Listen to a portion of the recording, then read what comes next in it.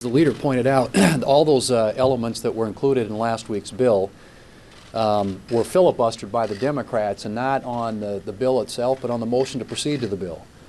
So in other words, the Senate Democrats decided to block us from even considering the legislation which, as the leader just mentioned, did all of those things. Got workers back to work, kids back to school safely, continued to invest in our health care resources, the things that we need in terms of vaccines and therapeutics and testing, a bipartisan PPP program. All those things were in the bill last week, filibustered by the Democrats. And it's not the first time that the Democrats have filibustered a motion to proceed. They did that on Senator Scott's policing reform bill, and they did that on the original CARES package, which makes it incredibly ironic that at the very time they are using the filibuster to block legislation from even being considered on the floor of the United States Senate, they are simultaneously talking now about waging a war against the filibuster. In other words, getting rid of the filibuster if they were to get the majority. Now, I don't believe they're going to get the majority. I believe we're going to be in the majority when this is all said and done.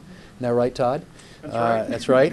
But the idea that the Democrats would be using the filibuster to block legislation from even getting to the floor, where it could be open to an amendment process, at the same time that they are talking about publicly, I might add publicly, about getting rid of the legislative filibuster, probably stretches the word irony even in Washington terms. And you know, it's been reported by NBC News that they've got this sort of war room, that they're planning now how to end the legislative filibuster. And I would just remind people that the legislative filibuster is there for a reason. It may be lost on a lot of people across this country because it's an inside Washington term, but what it means essentially is the rules of the Senate are designed to protect the rights of the minority, and that no majority should be able to run roughshod over or steamroll the minority. And that's why the United States Senate was created by the founders in the way that it was.